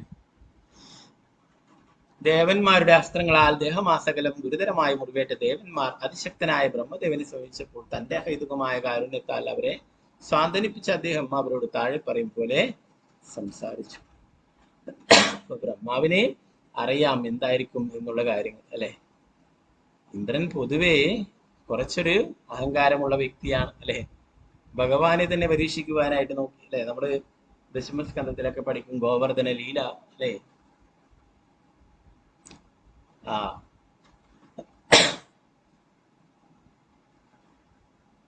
ഇന്ദ്രനെ പൂജിക്കാനായിട്ട് അല്ലെ, ഇന്ദ്രനെ യജ്ഞങ്ങൾ നടത്താനായിട്ട് നന്ദ മഹാരാജാവ് തീരുമാനിക്കുകയും അതിനെ ഉണ്ണിക്കണ്ണൻ മുടക്കുകയും അല്ലെ, ആ യജ്ഞ വസ്തുക്കളൊക്കെ യജ്ഞദ്രവ്യങ്ങളും എല്ലാം തന്നെ ഗോവർദ്ധനത്തിന് നൽകാനായിട്ട് പറയുകയും ചെയ്തു അല്ലെ. അപ്പൊ ഇതിൽ പൂരിതനായിട്ട് ഇന്ദ്രൻ അല്ലെ ശക്തമായിട്ടുള്ള മേഘങ്ങൾ വർഷിക്കുന്നതും പ്രളയമുണ്ടാക്കുകയും ഒക്കെ ചെയ്യുന്നുണ്ട് അല്ലെ. എങ്കിലും ഒന്നും തന്നെ ചെയ്യാൻ ഇന്ദ്രന് സാധിച്ചില്ല അല്ലെ. ഭഗവാൻ എന്താ ചെയ്തിട്ടുള്ളത്? ആ 6 വയസ്സുള്ള കുട്ടിയായിട്ടുള്ള ഭഗവാൻ അല്ലെ തന്റെ ഇടത് കൈയുടെ ചെറുവിരലില് ഗോവർദ്ധന പർവ്വതത്തെ എടുത്തുയർത്തിയിട്ടുണ്ടാവും അല്ലെ. അപ്പോ അതെന്താണ് അത്രയും നിസ്സാരമായിട്ട് അല്ലെ, ഈ നമ്മുടെ ഏറ്റവും ചെറിയ വിരൽ ലിറ്റിൽ ഫിംഗർ അല്ലെ, ഇതിനെ അത്രയും നിസ്സാരമായിട്ടുള്ള അല്ലെ, ആ ഒരു നിസ്സാരമായിട്ടുള്ള വിരൽ മതി ഇന്ദ്രന്റെ അഹങ്കാരം അടക്കാനായിട്ട് ഭഗവാൻ അല്ലെ. ആ ഒരു ചെറു വിരലിന്റെ മേലെ ഗോവർദ്ധന പർവ്വതത്തെ ഒരു കുട പോലെ എടുത്തുയർത്തിയിട്ട് ഭഗവാൻ പ്രജവാസികളെയൊക്കെ സംരക്ഷിക്കുകയുണ്ടായി അല്ലെ, പശുക്കളെയും മറ്റുള്ളവരെയും ഒക്കെ സംരക്ഷിക്കുകയുണ്ടായി. അപ്പൊ അതോടുകൂടിയിട്ട് ഇന്ദ്രന്റെ അഹങ്കാരം ശമിക്കുകയും ഇന്ദ്രൻ അവിടെ വന്നിട്ട് ഭഗവാനോട് മാപ്പ് പറയുകയൊക്കെ ചെയ്യും. അവിടെ നമുക്ക് ഗോവർദ്ധനത്തിന്റെ അടുത്തായിട്ട് കാണാൻ സാധിക്കും. അവിടെ സുരഭിക്കുണ്ട് എന്ന് പറഞ്ഞിട്ട് അവിടെ ഒരു കുഞ്ചുണ്ട്, ഒരു ചെറിയ തടാകം. പറയുന്നത് ഇന്ദ്രൻ ദേവലോകത്തുള്ള സുരഭി പശുക്കളെ കൊണ്ടുവന്നിട്ട് ഭഗവാൻ അഭിഷേകം ചെയ്യുകയുണ്ടായി. സുരഭി പശുക്കളെ അഭിഷേകം ചെയ്യുകയുണ്ടായി. അപ്പൊ അവിടെ വെച്ചിട്ട് ഭഗവാനോട് ഇന്ദ്രൻ മാപ്പ് പറയുകയും ഒക്കെ ഉണ്ട്. അപ്പോ ഇന്ദ്രന് പൊതുവെ ഒരു അഹങ്കാരമുണ്ട് അല്ലെ. അപ്പൊ അത് ബ്രഹ്മാവിനും അറിയാം. ബ്രഹ്മാവ് ഇന്ദ്രനോട് പറയുകയുണ്ടായി, ദേവശ്രേഷ്ഠരെ, ബൃഹസ്പതി പരബ്രഹ്മത്തെ അറിയുന്നവനാകിയാൽ ബ്രഹ്മദേവൻ അദ്ദേഹത്തെ ബ്രാഹ്മണീയ യോഗ്യതകളുള്ള അംഗീകരിച്ചു. ബ്രഹ്മദേവൻ പറഞ്ഞു, ദേവശ്രേഷ്ഠരെ, ദേവസഭയിലേക്ക് ആഗതനായ ബൃഹസ്പതി യഥോചിതം സ്വീകരിക്കുന്നതിൽ നിങ്ങളുടെ ഭൗതിക ഐശ്വര്യത്തിന്റെ മതാന്തരം മൂലം നിങ്ങൾ പരാജയപ്പെട്ടു. അദ്ദേഹം പരബ്രഹ്മത്തെ അറിയുന്നവനും പൂർണ്ണമായ ഇന്ദ്രിയ സംയമനം ഉള്ളവനും ആകിയാൽ ബ്രാഹ്മണരിൽ ശ്രേഷ്ഠനാണ്. ആയതിനാൽ നിങ്ങൾ അദ്ദേഹത്തിനോട് അപമര്യാദയായി പെരുമാറിയത് വളരെ ആശ്ചര്യകരമായിരിക്കുന്നു. എന്ന് പറഞ്ഞാൽ നിങ്ങൾ ചെയ്തത് ഒട്ടും ശരിയായിട്ടില്ല, ഇങ്ങനെ പെരുമാറിയത് എന്നെ ആശ്ചര്യപ്പെടുത്തുന്നു എന്നാണ് പറഞ്ഞത്. ഭൗതിക ഐശ്വര്യത്തിന്റെ മതാന്തത മൂലം നിങ്ങൾ പരാജയപ്പെട്ടു. അപ്പോ പലപ്പോഴും ഭൗതിക ഐശ്വര്യങ്ങള് ആൾക്കാരെ അന്ധനാക്കുന്നു. അപ്പോ ഇവിടെ ബ്രഹ്മാവ് പറയുന്നു, അദ്ദേഹം ഭഗവാനെ പൂർണ്ണമായിട്ടും അറിയുന്നവനാണ്, എല്ലാ ബ്രാഹ്മണീയ യോഗ്യതകളുമുള്ള ആളാണ്, പരബ്രഹ്മത്തെ അറിയുന്നവനും പൂർണ്ണമായ ഇന്ദ്രിയ സംയമനമുള്ളതാകിയാൽ ബ്രാഹ്മണരിൽ ശ്രേഷ്ഠനാണ്. അപ്പൊ അങ്ങനെ ശ്രേഷ്ഠനായിട്ടുള്ള ബ്രാഹ്മണനായത് കൊണ്ടാണ് അവരെ ശപിക്കാതിരുന്നത് അല്ലെ. നിസ്സാരമായിട്ടുള്ള കാര്യങ്ങൾക്ക് പോലും പല മഹർഷിമാരും ശപിക്കാറുണ്ട്. ദുർവാസ മുനി ശപിക്കുകയുണ്ടായി അല്ലെ. ചെറിയ നിസ്സാര കാര്യങ്ങൾക്കൊക്കെ ആയിരുന്നു. എന്താണ്, ഒരിക്കല് ദുർവാസ മുനി ഇന്ദ്രനെ ഒരു മാല സമ്മാനിക്കുകയുണ്ടായി അല്ലെ, ഒരു പൂമാല. ഇപ്പൊ പലപ്പോഴും അമ്പലത്തിൽ നിന്നൊക്കെ പൂമാല കൊടുത്താൽ ചില ആൾക്കാരൊന്നും വാങ്ങിക്കൂല. ഈ ലീലകളൊക്കെ കഥകളൊക്കെ കേട്ടതിന് ശേഷം പലരും കൊടുത്തു കഴിഞ്ഞാൽ മാല കൊടുത്താൽ എനിക്ക് ഇത് എവിടെ കൊണ്ടുപോയിട്ട് വെക്കും, ഇത് എവിടെ ചാർത്തും എന്നൊക്കെ വിചാരിച്ചു. അപ്പോ ഇന്ദ്രനെ ഇതുപോലെ ഒരു മാല ദുർവാസ മഹർഷി നൽകിയിട്ടുണ്ടായി അല്ലേ. ഇന്ദ്രൻ അത് ഒരിക്കലിട്ട് അത് കഴിച്ചിട്ട് അദ്ദേഹത്തിന്റെ വാഹനമായിട്ടുള്ള ആ ആനയുടെ മസ്തകത്തിൽ അവിടെ പുറത്തു വെക്കുകയുണ്ടായിരുന്നു.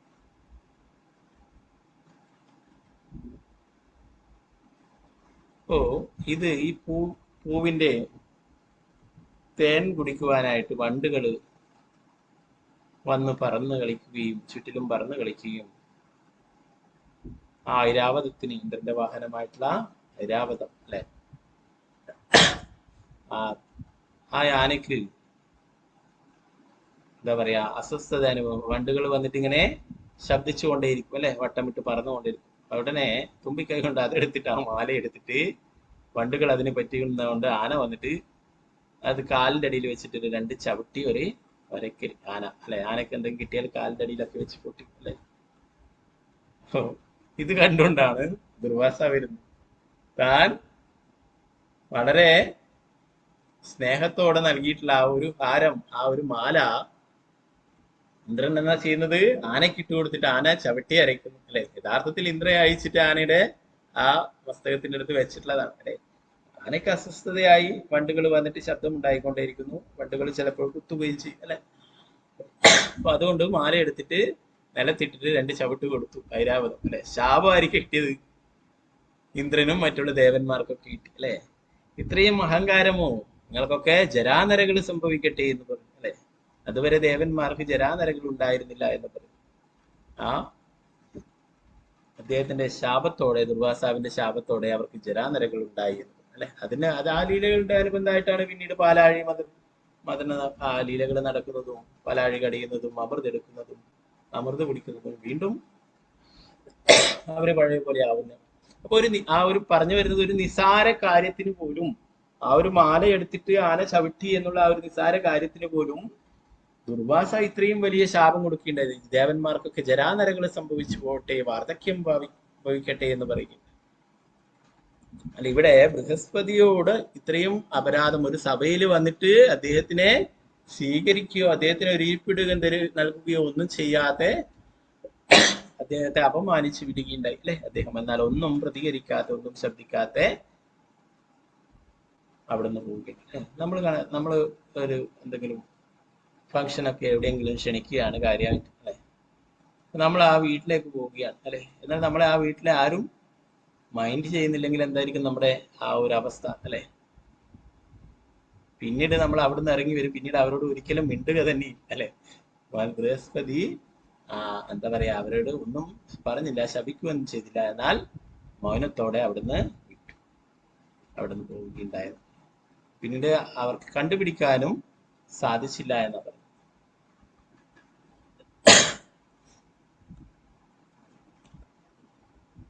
പ്രവാചകരുടെ പറയുന്നു, ബൃഹസ്പതി തന്റെ മനസ്സിലും ഇന്ദ്രിയങ്ങളിലും അത്യന്തം നിയന്ത്രണം ഉണ്ടായിരുന്നതിനാൽ അദ്ദേഹം വളരെ യോഗ്യനായ ബ്രാഹ്മണനായിരുന്നു. അവരുടെ ഗുരുവായിരുന്ന ഈ ബ്രാഹ്മണനെ ഉചിതമായി ബഹുമാനിക്കുന്നതിന് ബ്രഹ്മദേവൻ ദേവന്മാരെ ശാസിച്ചു. ബ്രഹ്മദേവൻ ഒരു ഗുരു ഏതൊരു സാഹചര്യത്തിലും അനാദരിക്കപ്പെടരുതെന്ന തോന്നൽ ദേവന്മാരിൽ ഉളവാക്കണമായിരുന്നു. ബൃഹസ്പതി ദേവന്മാരുടെ സഭയിൽ പ്രവേശിച്ചപ്പോൾ ദേവന്മാരും അവരുടെ രാജാവായ ഇന്ദ്രനും അദ്ദേഹം അവർക്ക് അവകാശപ്പെട്ടയാളാണെന്ന് കരുതി. അദ്ദേഹം നിത്യവും വരുന്നതിനാൽ പ്രത്യേകം ബഹുമാനിക്കേണ്ടതില്ലെന്ന് അവർക്ക് തോന്നി. അതിപരിചയം അവഗണനയ്ക്ക് കാരണമാകുമെന്ന് പറയപ്പെടുന്നത് പോലെ അത്യന്തം അസംതൃപ്തനായ ബൃഹസ്പതി അപ്പോൾ തന്നെ ഇന്ദ്രന്റെ കൊട്ടാരം വിട്ടുപോയി. അങ്ങനെ ദേവേന്ദ്രന്റെ നേതൃത്വത്തിലുള്ള എല്ലാ ദേവന്മാരും ബൃഹസ്പതിയുടെ ശരണപങ്കജങ്ങളിൽ അപരാധികളാവുകയും ഇതറിഞ്ഞ ബ്രഹ്മദേവൻ അവരെ കുറ്റപ്പെടുത്തുകയും ചെയ്തു. ഇതാണ് സാധാരണ എല്ലാ ദിവസവും ഇങ്ങനെ കാണുന്ന ഒരു വ്യക്തി ആയതുകൊണ്ട് അവർ വിചാരിച്ച് പ്രത്യേകം ബഹുമാനിക്കേണ്ടതൊന്നും ഇല്ല എന്ന് കരുതുകയും അങ്ങനെ ആ അതിപരിചയം അവഗണനയുണ്ടാക്കി എന്ന് പറയും.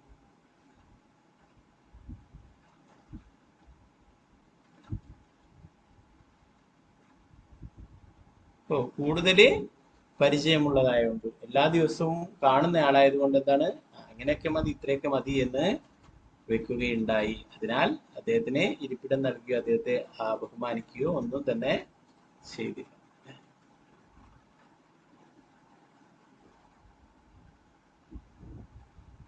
എപ്പോഴും കാണുന്ന വ്യക്തിയായാലും അദ്ദേഹത്തിന് കൊടുക്കേണ്ടതായിട്ടുള്ള പരിഗണന നമ്മൾ എപ്പോഴും കൊടുക്കേണ്ടതായിട്ടുണ്ട് അല്ലെ.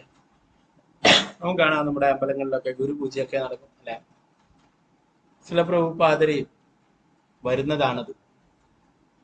ചില പ്രഭുപാദര് ഭഗവാന്റെ ദർശനമെടുക്കുകയും അമ്പലങ്ങളൊക്കെ നോക്കി കാണുകയും ചെയ്തതാണ് അല്ലെ.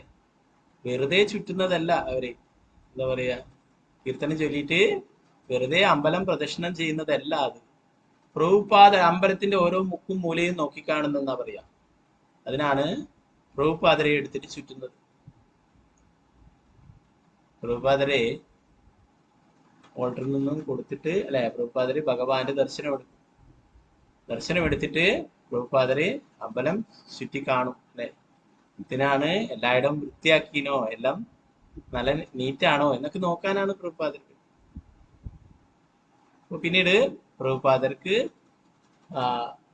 മാലയിട്ട് കൊടുക്കുകയും അല്ലെ, അവിടെ ഒരു ആസനം നൽകുകയും അവിടെ ആസനത്തിൽ ഇരുത്തുകയും ഗുരു പൂജയൊക്കെ ചെയ്യുകയൊക്കെ ചെയ്യും അല്ലെ, എല്ലാ ദിവസവും ചെയ്യും അല്ലെ. അപ്പോ അതാണ് നമ്മൾ ആ പരമ്പരയിലൂടെ പാലിച്ചു വരുന്നത്. എല്ലാ ദിവസവും ഉള്ളല്ലേ, അങ്ങനെ വേണമെന്നില്ല, അങ്ങനെയല്ല അല്ലെ. എല്ലാ ദിവസവും ആ പൂജകൾ ചെയ്യേണ്ടതാണ്, ആരാധിക്കേണ്ടതാണ്. നമ്മൾ ഇന്നലെ പഠിച്ചു അല്ലെ, വിശ്വനാഥ ചക്രവർത്തി ഠാക്കൂർ യസ്യ പ്രസാദാത് ഭഗവത് പ്രസാദ യസ്യ അപ്രസാദ നഗതി കുതോ ധ്യായം സ്തുവാംസ്തസ്യ യശസ്ത്രീ സന്ധ്യം വന്ദേ ഗുരു ശ്രീ ചരണാരവിന്ദം. ധ്യായം സ്തുവാംസ്തസ്യ യശസ്ത്രീ സന്ധ്യം, ത്രിസന്ധ്യകളിലും ആ ഗുരുവിന് പ്രണാമങ്ങൾ അർപ്പിക്കുന്നു എന്നാണ് പറയുന്നത് ആ ഗുരു അഷ്ടകത്തിൽ. 3 സന്ധ്യകൾ, ത്രിസന്ധ്യ അല്ലെ. രാവിലെ, പിന്നീട് ഉച്ചയ്ക്ക്, പിന്നെ വൈകുന്നേരം. ആ ത്രിസന്ധ്യകളിലും ഗുരുവിനെ പ്രണാമങ്ങൾ അർപ്പിക്കുന്നു, ഗുരുവിനെ നമസ്കരിക്കുന്നു. ഗുരുവിന്റെ കാരുണ്യമുണ്ടെങ്കിലേ ഭഗവാന്റെ കാരുണ്യം ലഭിക്കൂ അല്ലെ. ഗുരുവിന്റെ കാരുണ്യമില്ലെങ്കിലേ ഭഗവാന്റെ കാരുണ്യം ലഭിക്കുക പ്രയാസമാണ്. അപ്പൊ ഗുരു എന്ന് പറയുന്നത് എപ്പോഴും ബഹുമാനിക്കപ്പെടേണ്ടതാണ്, നമ്മളെപ്പോഴും ആ സ്ഥാനം നൽകേണ്ടതാണെന്നാണ് പറയുന്നത്. അപ്പൊ ഇത് ബ്രഹ്മാവ് അവർക്ക് പറഞ്ഞു കൊടുക്കുകയുണ്ടായി, നിങ്ങൾ ചെയ്തത് ഏതായാലും ഉചിതമായിട്ടുള്ള കാര്യമല്ല എന്നുള്ള കാര്യം. ഞങ്ങൾ നിത്യവും ആലപിക്കുന്ന ഒരു ഗാനത്തിൽ നരോത്തമദാസ് ഠാക്കൂർ ഇങ്ങനെ പറയുന്നു: ചക്ഷുദാൻ ദിലോയെ ജന്മ ജന്മ പ്രഭുസേ. ഗുരു അവന്റെ ശിഷ്യനെ ആധ്യാത്മിക ഉൾക്കാഴ്ച നൽകുന്നു. അതിനാൽ ശിഷ്യൻ ഗുരുവിനെ ജീവിതങ്ങൾ തോറും അവന്റെ യജമാനായി കണക്കാക്കണമെന്ന്. ഗുരു എന്താ പറയാ, ഗുരു പൂജയ്ക്ക് പാടുന്ന കീർത്തനത്തിലുള്ള വരികളാണ് അല്ലെ. ചക്ഷുദാൻ ദിലയെ ജന്മ ജന്മ പ്രഭുസേ. അപ്പോ എല്ലാ ഓരോരോ ജന്മങ്ങളിലും ജീവിതങ്ങൾ തോറും ആ ഗുരുവാണ് അവന്റെ യഥാർത്ഥ സംരക്ഷകൻ, രക്ഷകൻ എന്ന് പറയുന്നു. അപ്പോൾ ആ ഗുരുവിനെ തന്റെ യജമാനായിട്ട് കണക്കാക്കണമെന്ന് നരോത്തമദാസ് ഠാക്കൂർ പറയും. ആധ്യാത്മിക ഉൾക്കാഴ്ച നൽകുന്നു, നമുക്ക് ആധ്യാത്മികമായിട്ടുള്ള അറിവ് നൽകുന്നു, ആധ്യാത്മിക ശക്തി പ്രദാനം ചെയ്യുന്നു. ആ ഗുരുവാണ് നമ്മുടെ ഓരോ ജന്മങ്ങളിലും നമ്മളെ സഹായിക്കുന്നത്. ജന്മങ്ങൾ തോറും ഒരേ ഒരു ഗുരു തന്നെയാണ് നമ്മുടെ സംരക്ഷകൻ, നമ്മുടെ ആ കാരുണ്യം നൽകുന്നത്. അതിനാൽ ശിഷ്യൻ ഗുരുവിനെ ജീവിതങ്ങൾ തോറും അവന്റെ യജമാനായി കണക്കാക്കണം. ഒരു പരിസ്ഥിതിയിലും ഗുരു അനാദരിക്കപ്പെടരുത്. പക്ഷേ ഭൗതിക പദവികൾ ഗർവിഷ്ഠരായ ദേവന്മാർ അവരുടെ ഗുരുവിനോട് അനാദരവ് കാട്ടിയായതിനാൽ ശ്രീമദ് ഭാഗവതം ഉപദേശിക്കുന്നു: ആചാര്യമാം വിജ്ഞാനിയാൻ നാവമന്യേത കർഹിച്ചിത് നമർത്യ ബുദ്ധ്യാ സൂയേത. ആചാര്യനെ എപ്പോഴും ആദര പ്രണാമങ്ങൾ അർപ്പിക്കണം. ആചാര്യനെ ഒരു സാധാരണ മനുഷ്യജീവിയായി പരിഗണിച്ച് അദ്ദേഹത്തെ ദ്വേഷിക്കരുത്. അപ്പോൾ ആചാര്യൻ അല്ലെങ്കിൽ ഗുരു എന്ന് പറയുന്നത് ഭഗവാന്റെ പ്രതീതിയാണ്, നമ്മളെപ്പോലുള്ള ഒരു ബദ്ധജീവാത്മാവല്ല. അപ്പോൾ അദ്ദേഹത്തിന് അതിൻ്റെതായിട്ടുള്ള ആ ഒരു ആദരവും ബഹുമാനവും എപ്പോഴും നൽകണമെന്നാണ് പറയുന്നത്. ഓക്കെ, ബാക്കി ഭാഗങ്ങൾ നമുക്ക് നാളത്തെ ക്ലാസ്സിൽ നോക്കാം. പിന്നെ ധാരാളം വിശേഷങ്ങളുള്ള ഒരു ദിവസമാണ്.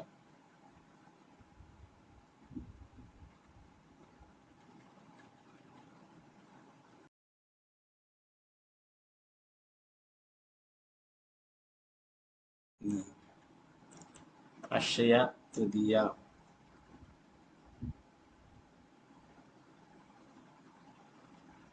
നമ്മുടെ ഭാഗവതം ക്ലാസ് അല്ലെ, ഒരു അക്ഷയ തൃതീയക്കാണ് നമ്മൾ ആരംഭിച്ചിട്ടുള്ളത് അല്ലെ.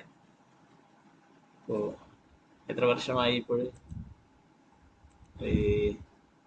2000 എത്ര വർഷമായി? 4 വർഷമല്ലേ? അതെ, 2022 തുടങ്ങിയത് അല്ലെ. 2025 26 വർഷം. ഓക്കെ. അപ്പോൾ അക്ഷയ തൃതീയക്കാണ് നമ്മൾ തുടങ്ങിയത്. അപ്പോൾ അക്ഷയ തൃതീയ എന്ന് പറയുന്നത് എന്താ പറയുക, അത്രയും വളരെ പവിത്രമായിട്ടുള്ള തിഥിയാണ്, ദിനമാണെന്നാണ് പറയുന്നത്. ധാരാളം കാര്യങ്ങൾ നടന്നിട്ടുള്ള ദിവസമാണ്.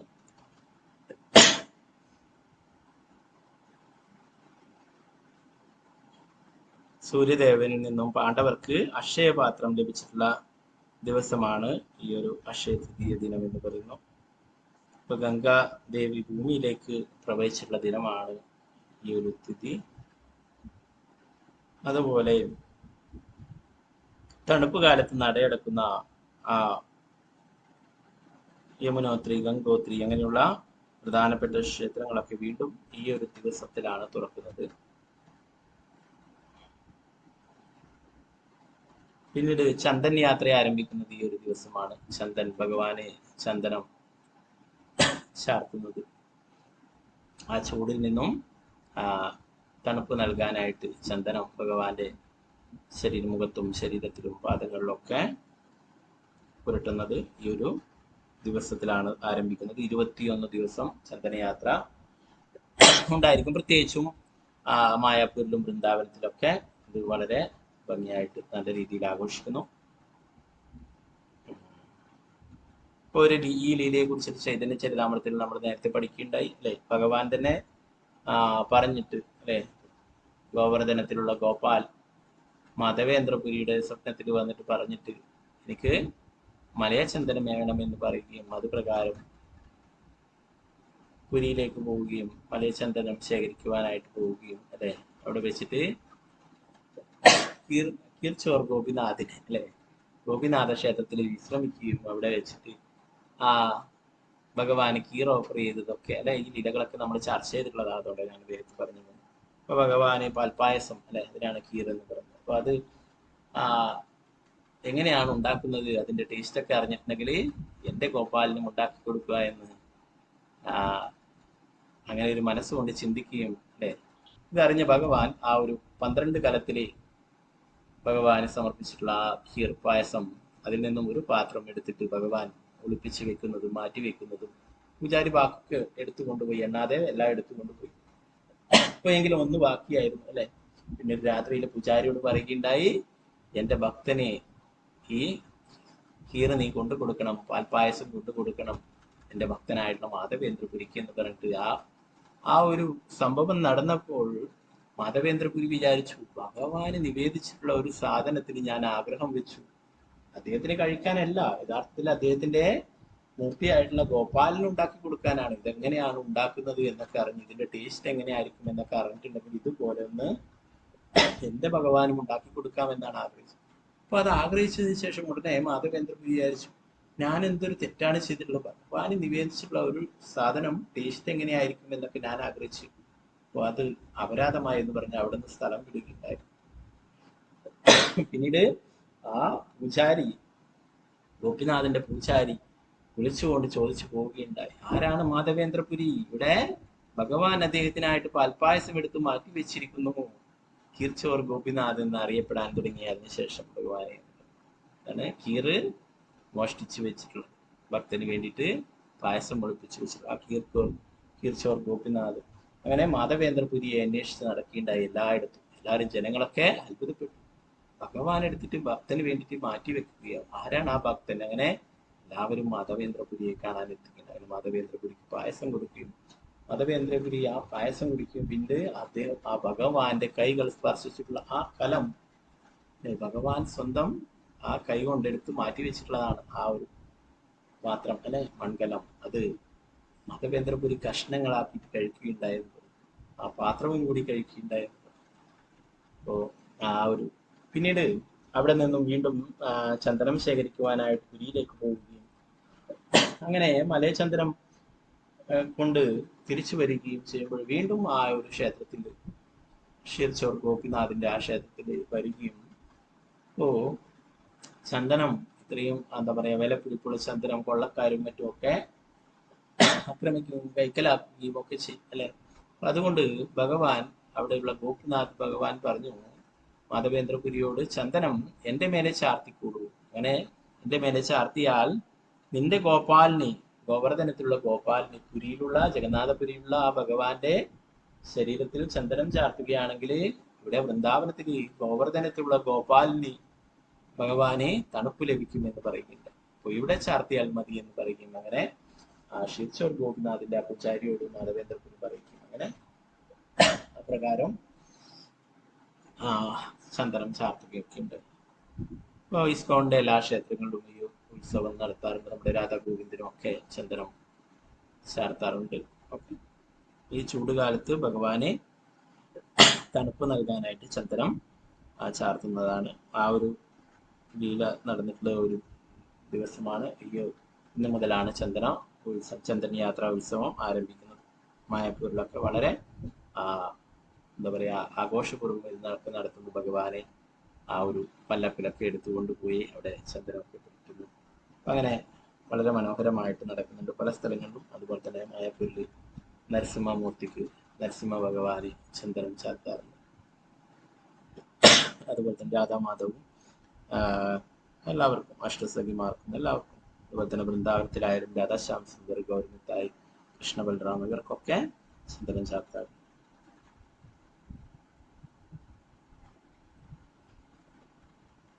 ഓ രമണയിലുള്ള കീർച്ചോർ ഗോപിനാഥ്, മദൻ മോഹൻ, ഗോവിന്ദ്ജി എന്നീ മൂർത്തികൾക്ക് ചന്ദനം ചാർത്തുന്ന ഉത്സവം ആരംഭിക്കുന്നത് ഈ ദിവസമാണ്. അതുപോലെ തന്നെ ആദിശങ്കരാചാര്യ തന്റെ പ്രശസ്തമായ കനകധാര സ്തോത്രം രചിച്ചത് ഈ ദിവസമാണ്. അതുപോലെ തന്നെ ദേവന്മാരുടെ ഗജാഞ്ചിയായിട്ടുള്ള കുബേരന് സമ്പത്തിന്റെ ഉത്തരവാദിത്വം ലഭിച്ചിട്ടുള്ളത് ഈ ഒരു ദിവസത്തിലാണെന്ന് പറയും. വ്യാസദേവനാൽ മഹാഭാരതം അരുളപ്പെട്ടത് ഈ ഒരു ദിവസത്തിലാണ്. ഭഗവാൻ പരശുരാമൻ അവതരിച്ചത് ഈ ഒരു ദിവസത്തിലാണ്. അതുപോലെ തന്നെ ജഗന്നാഥപുരിയിലെ രഥയാത്രയ്ക്കായിട്ടുള്ള രഥങ്ങളുടെ നിർമ്മാണം ആരംഭിക്കുന്നത് ഈ ഒരു ദിവസത്തിലാണ് ആരംഭിക്കുന്നത്. അതിന്റെ പണികള് രഥത്തിന്റെ ചക്രങ്ങളും മറ്റും രഥമൊക്കെ നിർമ്മിക്കുന്നതിന്റെ ജോലികൾ ആ ഒരു സേവനം ആരംഭിക്കുന്ന ദിവസമാണ് ഇന്നേ ദിവസം. പിന്നെ സുദാമ തന്റെ പ്രിയ സതീർത്ഥനായ ശ്രീകൃഷ്ണ ഭഗവാനെ സന്ദർശിച്ചത് ഈ ഒരു ദിവസമാണ്.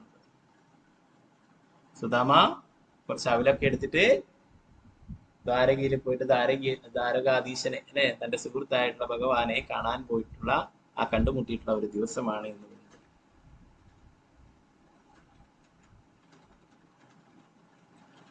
ഭഗവാനെ കുചേലന് അല്പം അവല് കൊടുത്തു അല്ലെ. ഭഗവാൻ സർവ്വ ഐശ്വര്യങ്ങളും കുചേലനെ സുദാമയ്ക്ക് നൽകിയിട്ടുണ്ടായി അല്ലെ. അപ്പൊ ഇന്ന ദിവസം പല ആൾക്കാരും അങ്ങനെ അവലൊക്കെ എടുത്തിട്ട് ഭഗവാനൊക്കെ കൊണ്ടുപോകുന്ന സുദാമയെ പോലെ എല്ലാം തീർന്നു.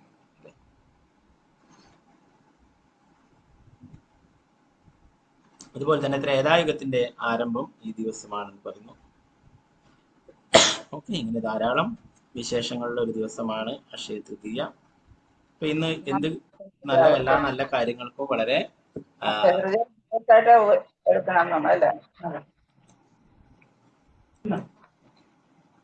ഇന്ന് എല്ലാ നല്ല കാര്യങ്ങൾക്കും വളരെ പ്രധാനപ്പെട്ടതാണ് ഒരു ദിവസമാണ് ഇന്ന്. എന്ത് നല്ല കാര്യങ്ങൾ തുടങ്ങുന്നതിനും എല്ലാറ്റിനും വളരെ പ്രാധാന്യമുള്ള ഒരു തിഥിയാണ് ഇന്നത്തത്. ഓക്കെ, അപ്പൊ ഇന്ന ദിവസം എന്ത് നൽകുകയാണെങ്കിലും അതിനൊക്കെ 100 മടങ്ങ് ഫലം ലഭിക്കുമെന്ന് പറയും. അപ്പോൾ ആർക്കെങ്കിലും എന്തെങ്കിലും താല്പര്യം ഉണ്ടെങ്കിൽ രാധാഗോവിന്ദന് വേണ്ടിയിട്ട് എന്തെങ്കിലുമൊക്കെ നിങ്ങൾക്ക് ചെയ്യാം. അതിന്റെ ലിങ്ക് ഞാൻ ഗ്രൂപ്പിൽ ഷെയർ ചെയ്യാം. എന്തെങ്കിലും സേവനങ്ങൾ, അന്നദാന സേവയോ അല്ലെങ്കിൽ വേറെ എന്തെങ്കിലും ഗോസേവയോ അങ്ങനെയുള്ള എന്ത് സേവനങ്ങളും അല്ലെങ്കിൽ ഭഗവത്ഗീത കോളേജ് എടുക്കുന്നുണ്ട്. അപ്പോൾ അതിന് വേണ്ടിയിട്ടോ അതാണ് നിങ്ങളെ കൊണ്ട് സാധിക്കുന്ന രീതിയിലുള്ള കാര്യങ്ങൾ നിങ്ങൾക്ക് ചെയ്യാം. ഓക്കെ,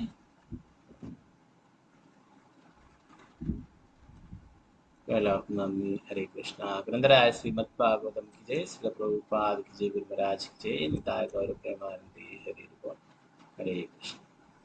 വാഞ്ചാകൽപതരൂപശ്ച കൃപാ സിന്ധുഭ്യോ ച പതിതാനാം പാവനേഭ്യോ വൈഷ്ണവേഭ്യോ നമഃ. ഹരേ വൈഷ്ണവ കി ജയ്, ശ്രീല പ്രഭുപാദ കി ജയ്. ഹരേ കൃഷ്ണ പ്രഭുജി, പ്രണാമം.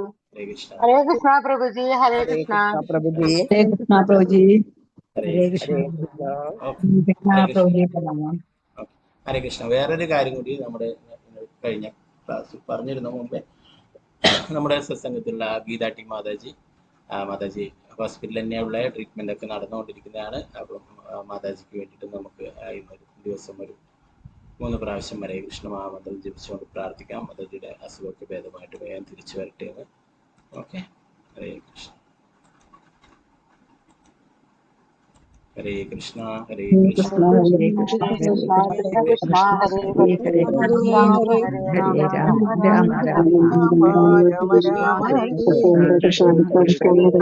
ഹരേ രാമ രാമ രാമ